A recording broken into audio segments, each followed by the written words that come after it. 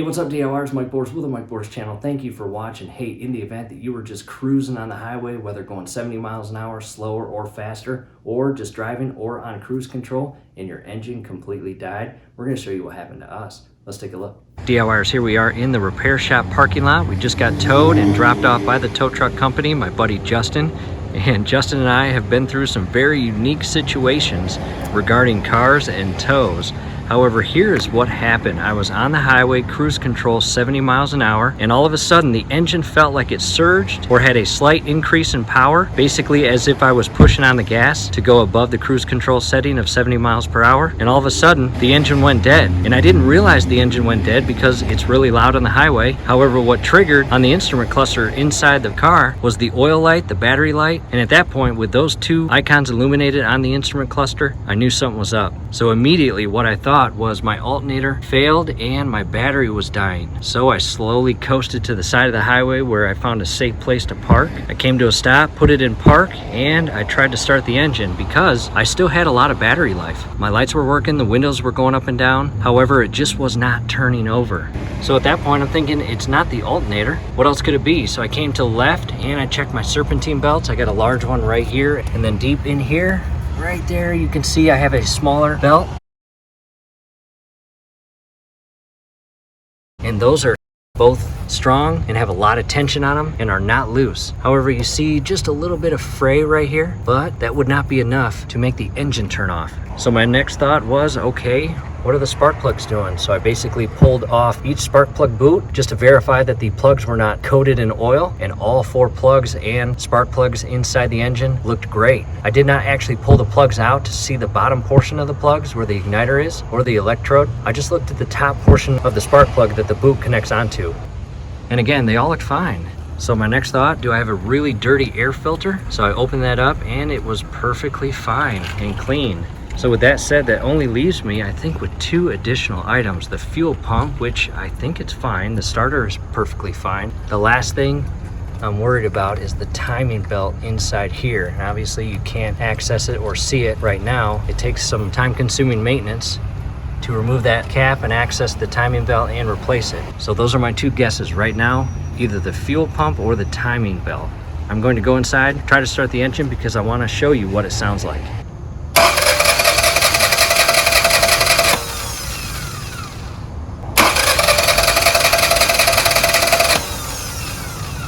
All right, DIYers, back in front of the engine, and as you saw, my battery has a lot of power. It's feeding electrical power to my starter, and the starter's doing its absolute best to start the engine. Unfortunately, again, either the engine is not getting fuel from the fuel pump or the fuel filter is completely clogged up. Chances are it's the original from 1999 because I have not personally replaced it. Or even worse, which I'm hoping this is not the case, it's very possible that the timing belt has slipped and is no longer properly aligned at top dead center. And if you do not know what top dead center is with the timing belt, definitely do a quick Google search on that and learn about that, because if that timing belt slips, snaps, or breaks, or it's missing any teeth, which can lead it to slip without breaking, guess what?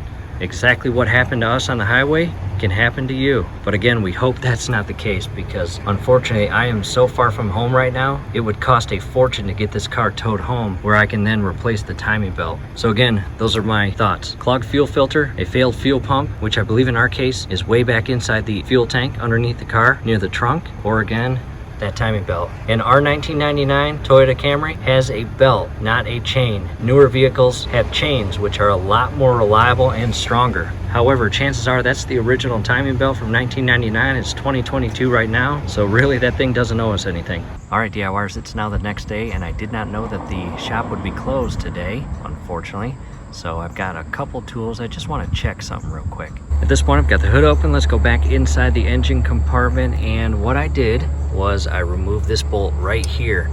And DIYers, I've got bad news, unfortunately. I've got a little Craftsman tool here. And just by opening this up, you can see inside here the actual timing belt, and see it is no longer hugging tight as it should be. And unfortunately, it's kind of loose. And let's give you a better view of it.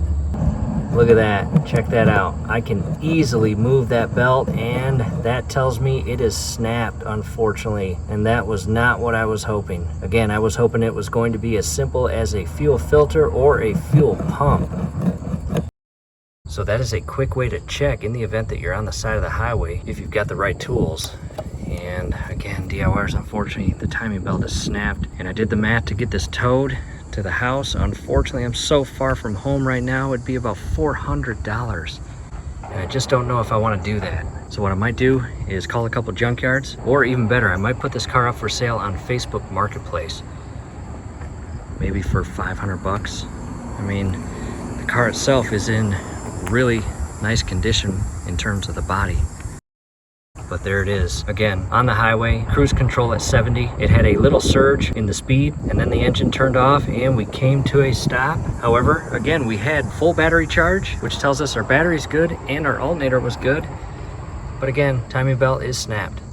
I may take a day and figure out what I want to do. I'll get right back with you. Taking a step back in DIYers real quick, there are two types of engines, a non-interference engine and an interference engine. And there is a big difference between the two. And let's real quick talk about that. In the event that you have a interference engine, well, unfortunately, if your timing belt snaps or slips, guess what? It is going to bend, or even worse, break your internal valves, and you will need to spend a lot of money and get that top portion of your engine rebuilt. And that would not be something that's going to be friendly in terms of price. So again, that is the interference engine, and I've been working on this car for many years. I know for a fact that this engine is a non-interference engine, and what that means is this internal timing belt that is already snapped, it can slip or it can snap and it will not harm the engine one single bit. And in this situation, DIYers, that becomes a huge asset to the engine.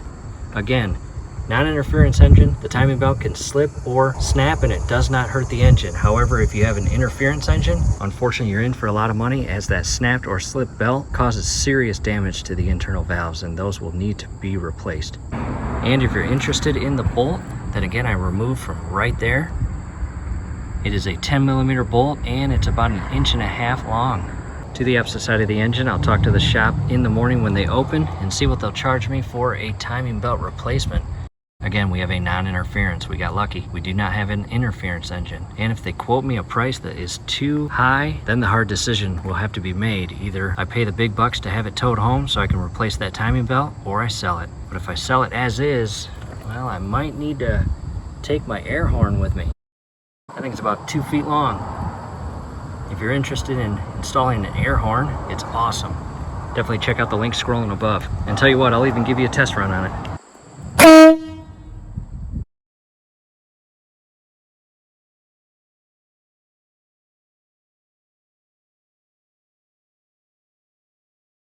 DIYers, here is our update. As you can see, the car is back home in the garage and it still has a snapped or broken timing belt. It will need to be replaced. And long story short, I got a phone call from the shop and they said the engine needed to be rebuilt. And I mentioned it is a non-interference engine. And again, that means the timing belt can snap and it does not bend the valves. However, they were very confident that it was an interference engine and the engine needed to be replaced. And I did not want to do that because, again, long story short, it's a non-interference engine. They basically lied to me, and that's not cool, right? So from here, back to putting on my DIY hat, and I am going to film a step-by-step video on how to replace your timing belt, along with the internal water pump and more. And if you're interested, that video link is scrolling above right now. Definitely check it out. Hopefully this helps.